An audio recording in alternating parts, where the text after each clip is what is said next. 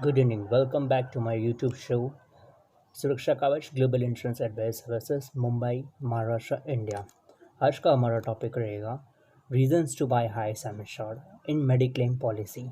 हमें mediclaim policy में ज़्यादा से ज़्यादा हाई सम इंश्योर्ड क्यों लेनी चाहिए, मैं उसको आपको रीज़न बताता हूँ। क्यों? क्या आप समझते हो हमारी जो जेब है वो हम एफोर्ड कर सकते हैं ज़्यादा से ज़्यादा हॉस्पिटल के बिल भरना और ज़्यादा से ज़्यादा बिल के खर्चे एफोर्ड करना? नहीं, वो मैं आपको बताता हूँ उसका कारण क्यों। क्योंकि हर साल हर 5 साल में हमारे हॉस्पिटल के जो बिल है 14% हाई होते हैं। जितनी भी ट्रीटमेंट होती है वो 14% बढ़ती है। और वो कौन सी ट्रीटमेंट है जो मेजर ट्रीटमेंट होती है, जो जब ज़रूरी है, जब किसी का भी एज बढ़ता है तो तब वो ट्रीटमेंट्स ही आते हैं। और तब उस ट्रीटमेंट में तकरीबन कितना खर्चा होता है और उस खर्चे में कितना हाई होती है वो मैं आपको बताऊँ, कितना बढ़ता है वो खर्चा। क्योंकि वो जो ट्रीटमेंट्स है वो आपकी हमारे इंडिया में बहुत ज़बरदस्त तरीके से उसकी ग्रोथ हो रही है उस ट्रीटमेंट्स की और उस कॉस्ट की। और वो ट्रीटमेंट कौन सी हैं, जैसे नाम लिया जाए कोविड 19 2019 में ही हमारे यहाँ पे आया। हालांकि ये तो कोविड 19 पहले से हमारे इस बीच में था, लेकिन कभी किसी ने बताया नहीं था उसका रीज़न। कभी किसी ने इसे नज़रअंदाज ही रखा था कि ये फ्लू होता है। जाइका 2015 में आया था, Ebola in 2014, H7N9 avian influenza in China in 2013, MERS middle east respiratory syndrome in 2012, H1N1 इन 2019। ये जो list of new disease in last 10 साल में आई है। हालांकि कोविड 19 कहा जाता है, WHO ने भी कहा है कि ये डिजीज़ हमारे बीच में पहले भी थी, फिर भी उसका कभी मुद्दा आया नहीं है, वो अलग बात है। अब जैसे मैंने आपको बताया, मेडिकल इन्फ्लेशन इज़ राइजिंग अलार्मली 14%।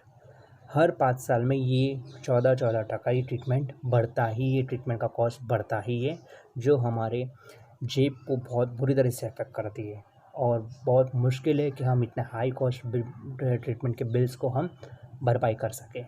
और ये कौन से ट्रीटमेंट्स है जो ज़रूरी है, होता ही है, इसके बिल्स आपको बहुत भारी पड़ते हैं इसके बिल हमें लेने के लिए और भरने के लिए। सबसे पहले आपको चलते हिप रिप्लेसमेंट। हिप रिप्लेसमेंट की आज के तारीख में भारत में कॉस्ट है 3 लाख रुपए। आने वाले 5 साल में इसकी हो जाएगी 5,77,624। 10 साल के बाद हो जाएगा 11,12,166। और 20 ईयर्स के बाद हो जाएगा 41,23,047। उसके बाद चलते हार्ट एंजियोप्लास्टी स्टेंट जिसे हम कहते हैं। आज की करंट कॉस्ट है 3.5 लाख। आज के 5 साल के बाद इस ट्रीटमेंट की कॉस्ट हो जाएगी 6,73,895। 10 साल के बाद हो जाएगी 12,97,527। और 20 साल के बाद इसी ट्रीटमेंट की हो जाएगी 48,10,221। कॉर्नरी आर्टरी बाईपास सर्जरी जिसे हम कहते हैं, 4.5 लाख आज की वैल्यू है इस ट्रीटमेंट की। 5 साल के बाद इसकी हो जाएगी 8,66,000। और 10 साल के बाद इसकी हो जाएगी 16,68,000। और 20 साल के बाद इसी ट्रीटमेंट की हो जाएगी 61,84,570। Renal transplant replacement of kidney, Bharat में आज इसकी वैल्यू है ट्रीटमेंट की 6 लाख। आने वाले 5 साल के बाद इसकी हो जाएगी 11,55,000। 10 साल के बाद हो जाएगी 22,24,333। और 10-20 साल के बाद इसकी हो जाएगी 82,46,094। फिर double valve replacement heart valve, इसकी करंट कॉस्ट भारत में है 4.5 लाख। 5 साल के बाद इसी की हो जाएगी 8,66,437। 10 ईयर्स के बाद फ्रॉम नाउ इसकी हो जाएगी 16,68,250। और 20 साल के बाद इसकी हो जाएगी 61,84,570। फिर चलते surgery for tetralogy of Fallot, heart surgery, जिसकी अभी भारत में करंट कॉस्ट है 5 लाख। 5 साल के बाद इसकी हो जाएगी 9,62,770। 10 साल के बाद इसकी हो जाएगी 18,53,611। 20 साल के बाद हो जाएगी 68,71,745। और लीवर ट्रांसप्लांट, जिसे लीवर रिप्लेसमेंट कहते हैं, वो हो अभी करंट कॉस्ट ही है जो सबसे महंगी ट्रीटमेंट है, वो है 30 लाख रुपए। सोचिए अभी ही 30 लाख है तो आगे क्या होगा। 10 साल के बाद इसकी कॉस्ट हो जाएगी 57,76,244। और 20 साल के बाद इसकी हो जाएगी 41,12,000 10 साल के बाद इसकी हो जाएगी 1,11,00,000 21,664। और 10 साल के बाद हो जाएगी 4,12,00,000 30,470। ये जो हमने आपको जो कॉस्टिंग बताई है, ये एक डेटा निकाला है जो सिर्फ आदमी ट्रीटमेंट की कॉस्ट है। इसकी दवाइयों की खर्चा अलग है, जो आप अंदाज़ा कर सकते हो लाख, वो भी आपको लाख रुपए जोड़ने होंगे वो अलग से। तो इसका उपाय क्या है, इसका सलूशन क्या है, आपको ये खर्चे कैसे बचाने हैं और किस तरह से आप ये खर्चे बचा सकते हो, जो जिससे आप अपनी जेब के ऊपर वज़न कम करोगे और अपने दिमाग पे भी वज़न कम करोगे। क्योंकि बहुत ज़रूरी है ये इन्फ्लेशन कॉस्ट को आपको संभालना और उसको खर्चा कम करना। उसका एक ही है, सबसे अच्छा से पॉलिसी अभी आया है मार्केट में, केयर एडवांटेज, जो इंट्रोड्यूस किया बाय रेलिगेयर हेल्थ इंश्योरेंस। इस पॉलिसी की सबसे खासियत बात क्या है वो मैं आपको बताता हूँ। इस पॉलिसी की सबसे खासियत ये है कि हाई सम इंश्योर्ड, इसमें एक ही सम इंश्योर्ड है, policy sum insured with some insured of 1 crore rupees. इसमें और कोई सम इंश्योर्ड है नहीं, सिर्फ 1 करोड़ का ही प्लान है इसके अंदर, जिसका सम इंश्योर्ड सिर्फ 1 करोड़ है। एफोर्डेबल प्राइस, सबसे कम प्राइस में, नो रूम रेंट कैपिंग, इसमें आपको कोई रूम रेंट कैपिंग नहीं। ऑटोमेटिक रिचार्ज होता है इसमें, जिसके लिए आपको कोई अलग से प्रीमियम भरने की ज़रूरत नहीं है। No claim bonus, increase benefits with policy with optional benefits. Increase benefits in policy with optional, इसमें ऑप्शनल बेनिफिट्स भी मिलते हैं पॉलिसी में, जो आपके बेनिफिट्स को इंक्रीज़ करेगा। और ये पॉलिसी एक्शन 80D बेनिफिट भी देता है। अब चलते हैं इसकी मिनिमम एंट्री एज की तरफ। जो आपको इंडिविजुअल पॉलिसी अगर लेते हो तो 5 साल, आपकी जो एंट्री जो 5 साल। अगर फ्लोटर पॉलिसी में आते हो तो 91 days with at least 1 person of 18 year और अबव। मैक्सिमम एंट्री एज, बच्चे की जो एंट्री एज होगी वो 24 years and adult no limit, आपको एडल्ट की कोई लिमिट नहीं है। आप 70 साल वाले, 80 साल वाले, 100 साल वाले का उम्र वाला भी ये पॉलिसी ले सकता है। पॉलिसी ईयर जो टर्म है वो आपकी 1 साल, 2 साल और 3 साल। Copayment 20% mandatory in case age 60 years, 20% mandatory copayment रहेगा इन एज 60 ईयर्स। तो को पेमेंट मतलब हमारा जो बिल होगा तो उसका 80% इंश्योरेंस कंपनी देगी और 20% आपको पे करना पड़ता। अब ये पॉलिसी कौन ले सकता है? ये policy individual self, legally married spouse, son, daughter, father, mother, brother, sister in law, father in law, grandmother, grandfather, grandson, granddaughter, uncle, aunt, nephew, niece, employee or any other relationships having an insurable interest। Female floater policy भी इसकी ले सकते हैं, जिसमें आपको self legally married spouse, son, daughter, mother, employee and his और dependents, legally married spouse, children and parents और any other relationship having an insurable interest. अब इस चलते हैं इसकी वेटिंग पीरियड पे। पॉलिसी में वेटिंग पीरियड दिया गया है। जो इनिशियल वेटिंग पीरियड है जो हर इंश्योरेंस कंपनी में होती है, 30 days for treatment related to disease. Policy जब लेते हैं तो पॉलिसी को 30 दिन लगते हैं इफ़ेक्ट होने में। कोई भी इंश्योरेंस कंपनी की ये आइडिया गाइडलाइंस भी है। अगर हम आज पॉलिसी खरीदते हैं वो पॉलिसी आपको 30 दिन के बाद चालू होती है, ये नहीं कि आज खरीद ली और आज से शुरू हो गया। फिर इसमें नेम्ड एलिमेंट वेट पीरियड, 24 महीने की कुछ एलिमेंट है इसके अंदर, जिसमें कुछ डिजीज़ ऐसे है जिसके लिए 24 महीने 2 साल की वेटिंग पीरियड है। और अगर प्री एग्जिस्टिंग पॉलिसी लेने से पहले तो अगर कोई प्री एग्जिस्टिंग डिजीज़ है उसको 48 महीने का वेटिंग पीरियड है, मतलब 4 साल का वेटिंग पीरियड है। अब चलते इस पे पॉलिसी बैलेंस पे। पॉलिसी बैलेंस जैसे मैंने आपको बताया इसका सम एश्योर्ड 1 करोड़ ही है, इससे इसके कम और इससे ज़्यादा पॉलिसी आई है ही नहीं मार्केट में। इसमें आपको मिलेगा in patient and day care treatment expenses up to sum assured, room rent no limit, ICU charges कोई लिमिट नहीं, pre hospitalization 30 days, post hospitalization 60 days. Pre hospitalization मतलब पॉलिसी अगर कोई ट्रीटमेंट होती है और उसके पहले के जो 30 दिन का खर्चा होता है वो भी मिलेगा, और पोस्ट हॉस्पिटलाइजेशन मतलब एडमिशन के बाद की 60 डेज़, डेट ऑफ डिस्चार्ज के बाद जो 60 डेज़ होती है एडमिशन से लेकर डेट ऑफ डिस्चार्ज, उसके बाद जो 60 दिन का खर्चा है 60 डेज़ वो पॉलिसी देगा। Automatic recharge, yes, once in a policy year. Automatic recharge आपका once in a policy year, साल में एक बार ऑटोमेटिक रिचार्ज होगा जिसका कोई एक्स्ट्रा प्रीमियम नहीं लिया जाएगा। ऑटोमेटिक रिचार्ज आपका पूरा हो जाएगा। Ambulance cover up to sum insured, organ donor expenses up to the sum insured, वो भी आपको 1 करोड़ तक का ऑर्गन डोनर एक्सपेंस मिलेगा।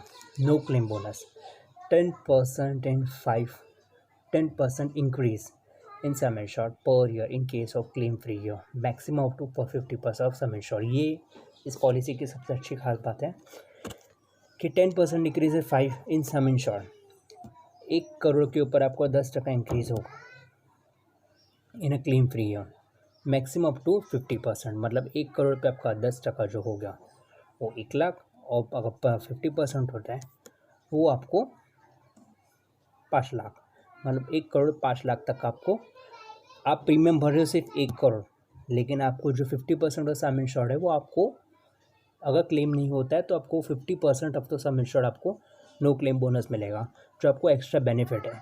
आपको कुछ करने की ज़रूरत नहीं, 1 करोड़ का 50% हुआ 50 लाख, और ये 10% हुआ वो 10 लाख, 1 करोड़ 10 लाख आपको पहले 1 साल मिलेगा। उसके बाद अगर 5 साल तक आपने कोई क्लेम नहीं किया है वो आपको मिलेगा 50 लाख, मतलब आप प्रीमियम पे कर रहे हो सिर्फ 1 करोड़ का, लेकिन आप ले रहे हो पॉलिसी आपको मिल रही 1 crore 50 lakh.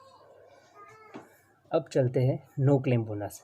No claim bonus जो है आपका वो है 50% increase in sum insured in year of claim free year, maximum to 100% of sum insured. इसका मतलब ये है कि 50% मतलब 50 lakh in sum insured per year in case of claim free year, maximum up to 100%, मतलब 50 लाख से आपको दोबारा 1 करोड़ तक का नो क्लेम बोनस आपको मिलेगा। मतलब प्रीमियम आप भरोगे सिर्फ 1 करोड़ के लिए, लेकिन आप इंजॉय करोगे 2 करोड़ की सम इंश्योर्ड के लिए, जिसका आपको सबसे ज़्यादा बेनिफिट उठाना है। Smart select, no co payment for treatment in smart select listed hospital, additional co payment of 20% on all treatment taken in smart select network hospital. ये है कि no payment for treatment smart select जब हम लेते हैं policy में तो इसमें कोई को पेमेंट नहीं होता है। अगर आप लिस्टेड हॉस्पिटल में जाते हो, रेलियर के लिस्टेड हॉस्पिटल में, तो आपको वहाँ पे कोई को पेमेंट नहीं मिलेगा। और जो एडिशनल को पेमेंट है 20% on all treatment taken in a non network hospital, जो अगर नॉन नेटवर्क हॉस्पिटल जो हॉस्पिटल पैनल पे नहीं है रेलियर हेल्थ इंश्योरेंस के, उस हॉस्पिटल में जाते हो तो आपको 20% का एडिशनल को पेमेंट लगेगा पॉलिसी में। Room rent modification, single private room category, इसमें आपको जो कैटेगरी मिलेगी वो सिर्फ सिंगल प्राइवेट रूम कैटेगरी मिलेगी। हॉस्पिटलाइजेशन एक्सपेंसेस, अब इसमें आपको क्या क्या कवर कर सकते हैं, ये सबसे इम्पोर्टेंट और सबसे अच्छी बात है। आप इसमें कवर कर सकते हो hospital covers hospitalization expenses if the admission of for injury illness in a hospital exceeds 24 consecutive hours, 24 घंटा अगर पूरा होता है हॉस्पिटल ज़रूर इन पेशेंट कवर करेगी। डे केयर ट्रीटमेंट, जितनी भी डे केयर ट्रीटमेंट्स हैं हॉस्पिटल का इंश्योरेंस कंपनी को कवर करेगी, where hospitalization duration less than 24 hours. ये पॉलिसी 541 डे के प्रोसीजर्स कवर करती है। फिर इसमें है एडवांस टेक्नोलॉजी मेथड्स। अब एडवांस टेक्नोलॉजी मेथड क्या है? In case treatment is taken using advance technology while admitting hospital under in patient treatment और day care summary, below mention advance जैसे है आजकल एडवांस टेक्नोलॉजी मेथड्स बहुत आ गए हॉस्पिटल में आ गए, जैसे uterine artery embolization and HFIU, balloon sinuplasty, deep brain stimulation, oral chemotherapy, immunotherapy, monoclonal antibody to be given as injection, intravitreal injection, robotic surgeries ज़्यादातर अभी बहुत सारे लोग डिमांड कर रहे हैं, जैसे ग्रुप मेडिकल इम्पॉलिसिस में सामने से कहते हैं मैं रोबोटिक सर्जरी कवर करनी है।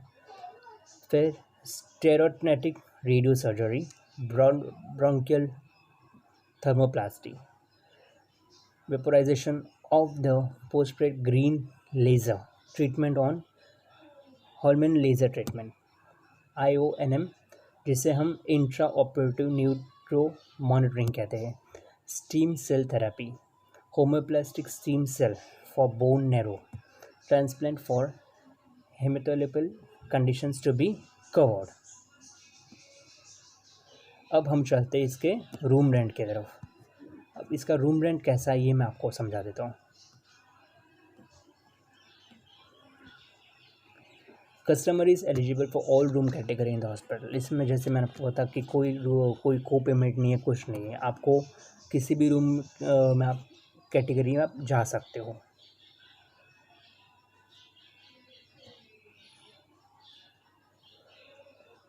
Ambulance cover, be cover ambulance cover insured for transportation of the insured on the return advance of the treating medicinal practitioner. Ambulance can be used for transporting insured member from place of occurrence to the nearest hospital, one hospital to another hospital for providing better medical care. Ambulance cover के लिए जो भी medical practitioner होता है, doctor की prescription आनी ज़रूरी है कि इसको इसको एम्बुलेंस में ले जाना है, ये हॉस्पिटल से दूसरे हॉस्पिटल में लेके जाने के लिए वो कवर किया जाता है। ऑर्गन डोनर एक्सपेंसेस, ये इस इंश्योरेंस पॉलिसी की सबसे अच्छी खास बात है कि ये पॉलिसी आपकी जो कॉस्ट ऑफ सर्जरी है ऑर्गन डोनर की वो भी कवर करती है। The policy says we will cover the cost of surgery perform of the donor for the extraction of the organ. Claim is payable if meets the following conditions. The organ donor is an eligible donor in accordance with the transplantation of Human Organ Act 1994, amended and other applicable laws and rules. The insured person is the recipient of the organ so donated by the organ donor.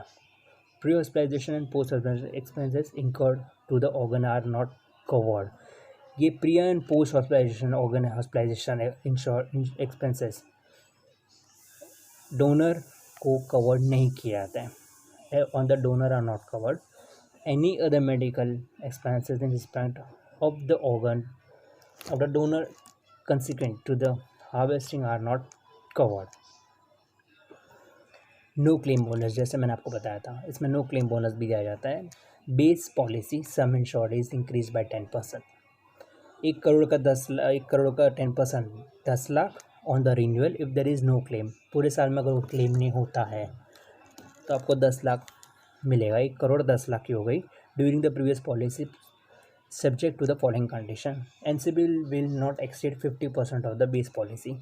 जो no claim bonus हो 50% से अधिक आपको नहीं exceed होगा, मतलब 50 लाख वो और पहले के 10 लाख मतलब 60 लाख. 1 करोड़ 60 लाख. फिर the increase in sum insured under this bonus does not increase the sub limit applicable to the policy. In case of claim in every year, in case of claim in any policy year, the sum insured is reduced by 10% of expiring policy. ये आपको समझना ज़रूरी है. अगर कोई claim आता है policy में साल में एक बार तो आपका सम इंश्योर्ड 10% रिड्यूस होगा. 1 करोड़ में आपको 10 लाख रिड्यूस हो जाएगा, जो होगा 90 lakh, but not less then some insured applicable in the first year policy. Automatic recharge, जैसे हमने आपको बताया था, पॉलिसी में ऑटोमेटिक रिचार्ज साल में एक बार बिना कोई प्रीमियम पे किए मिलता है. Recharge auto amount can be utilise for the second claim in a policy year. जो रिचार्ज अमाउंट है वो आप सेकंड क्लेम में पॉलिसी में एक ही साल में यूज़ कर सकते हो। मान लीजिए अगर मान लीजिए किसी पेशेंट ने हार्ट सर्जरी करवाई हो, अब उसको ज़्यादातर पॉलिसी में क्या होता है, रिचार्ज में, ऑटोमेटिक रिचार्ज में, जिसे हम टॉपअप कहते हैं, उसी दोबारा उसी ट्रीटमेंट के लिए वो बंदा नहीं ले सकता है, क्लेम नहीं कर सकता है। पर इस पॉलिसी में अगर किसी ने हार्ट रिलेटेड सर्जरी करवाई है और दोबारा अगर उसको उसी हार्ट रिलेटेड सर्जरी कोई क्लेम आता है, वो उसे मिलेगा। सिर्फ शर्त ये है, the claim should be after 45 days, मतलब 1.5 महीने के बाद उसका वही क्लेम आना चाहिए। 45 डेज़ के अंदर अगर उसको उसी क्लेम के लिए, अगर उसी डिजीज़ के लिए अगर क्लेम आता है तो नहीं मिलेगा। पर अगर 45 डेज़ के बाद कोई क्लेम आता है related to the same policy, उसको मिलेगा। Claim from recharge will be payable if same person is admitted for treatment of earlier claim illness injury into policy after 45 days, जैसे मैंने आपको भी पहले बताया। फिर ऑटोमेटिक रिचार्ज इलिस्ट्रेशन, अब ये आप समझना ज़रूरी है। पॉलिसी सम इंश्योर्ड 1 लाख पहले साल में, दूसरे साल में अगर आपको कोई क्लेम नहीं आया 1 करोड़, वापस आपको 1 crore, senior 3 1 crore. Claim 1 field, पहले आपको कोई क्लेम, मान लीजिए कोई क्लेम आया 1 करोड़ की पॉलिसी है, उसके बाद आपको कोई क्लेम आया, आपको 1 करोड़ 90 लाख, 1 करोड़ आपकी बेस पॉलिसी, 90 लाख आपका जो ये आपको 1 करोड़ 90 लाख आप सीनेरियो 2 में हो गया, और सीनेरियो 3 में आपको 90 लाख। बैलेंस सम इंश्योर्ड आपका आखिर में 1 करोड़। ये मुझे थोड़ा, जैसे मैंने आपको बताया था, इसके अंदर है।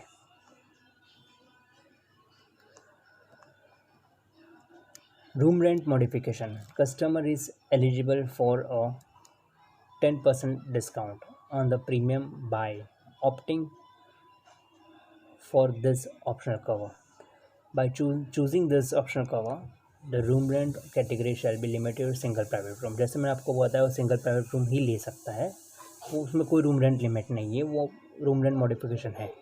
If the room rent category opted और room rent incurred is higher than a single private room, then the insured person shall bear the rateable portion of the total variable medical expenses, including applicable surcharge and extra taxes thereon, in the proportion of the difference between the room rent actual insured and the room rent of the entitled category to the room rent actual incurred. Smart select, जैसे हमने बताया था इसके अंदर आपको smart select भी है। Customer is eligible for a discount of 15% on a base premium. जी हाँ, ये स्मार्ट सिलेक्ट का पे करने पे, अगर आपको स्मार्ट सिलेक्ट करता है तो उस पर 15% डिस्काउंट उसको मिलता है प्रीमियम पे। जो प्रीमियम होगा उस पर 15% उसको मिलेगा डिस्काउंट पे। By opting the optional benefit, the customer will have nil co payment if the taken treatment is taken in a smart select network. 15% जब उसको डिस्काउंट मिलेगा स्मार्ट सिलेक्ट लेने पे, तो उसको कहीं भी को पेमेंट नहीं लगेगा नेटवर्क हॉस्पिटल में, जैसे आपको मैंने पहले बताया था। पर अगर वो नेटवर्क हॉस्पिटल में नहीं जाता है तो उसको 20% को पेमेंट बेयर करना पड़ेगा, भले उसने स्मार्ट सिलेक्ट लिया हो, 50% उसको डिस्काउंट मिला हो, लेकिन अगर वो सिर्फ नेटवर्क हॉस्पिटल में जाता है तो इसको मिलेगा। No claim bonus, no claim bonus मतलब base policy is increase by 50% of the renewal if there is no claim. जैसे मैंने आपको बताया, अगर कोई क्लेम नहीं है साल भर में तो 10% बढ़ेगा। वैसे आपको 5 साल तक 10 10 10 10 10 50%, 1 करोड़ 50 लाख तक का आपको नो क्लेम मिलेगा। मतलब आपकी पॉलिसी ले रहे हो 1.5 करोड़ की। फिर no claim bonus super benefit, जिसमें आपको एक सुपर बेनिफिट भी दिया गया है, जो आपको 100% ऑफ द बेस पॉलिसी पे एक्सीड नहीं होगा। The increase in sum insured under this policy does not increase the sum limit applicable in the policy. In case of the claim in any policy year, sum insured is reduced by 50% to the expiring policy terms.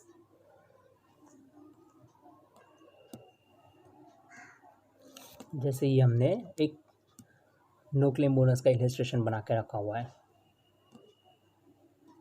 मान लीजिए अपना last सम insured है 1 करोड़। पहले आपको कोई NCB super आपने नहीं लिया, एनसीबी सुपर भी नहीं लिया, तो total sum insured beginning of the year आपका 1 करोड़ ही रहेगा। उसके बाद दूसरे साल, क्योंकि पहले साल तो कोई चांस ही नहीं है नो क्लेम आने का।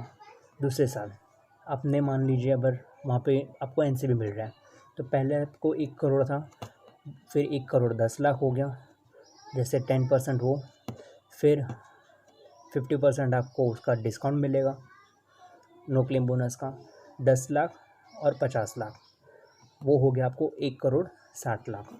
फिर दूसरे साल आपकी पॉलिसी हुई 1 करोड़ 60 लाख की, आपको नो क्लेम बोनस दोबारा मिला 10 लाख, फिर दोबारा आपको मिला 50 लैक्स, तो आपको पहले 1 करोड़ 60 लाख और दोबारा 1 करोड़ 60 लाख, जो आपको 2 करोड़ 20 लाख हो गया।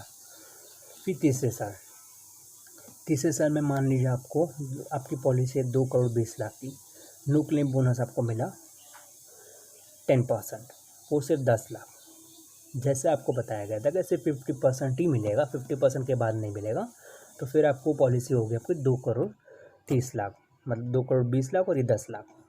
फिर चौथे साल में आपको जो नो क्लेम बोनस है, अगर कोई क्लेम आता है, मान लीजिए कोई क्लेम आता है, तो आपको 10% कटेगा, लेस 10% हो जाएगा, और इसमें आपको लेस 50% डिस्काउंट भी चला जाएगा। आपको जो 50% डिस्काउंट है 10% वो कट जाएगा, 1 करोड़ 70 लाख आपकी पॉलिसी हो जाएगी। 5वें साल में आपको जैसे 1 करोड़ 70 लाख प्रीमियम आप सिर्फ 1 करोड़ का ही भर रहे हो, पर आपको जो बेनिफिट्स मिल रही है वो नो क्लेम बोनस की मिल रही है, 1 करोड़ 70 लाख की प्रीमियम। फिर आपको वापस 5वें साल में आपको 10% जो दिया हुआ बोनस था वो कट जाएगा, फिर 50% बोनस था वो दिया हुआ कट जाएगा, फिर आपकी पॉलिसी हो जाएगी 1 करोड़ 10 लाख।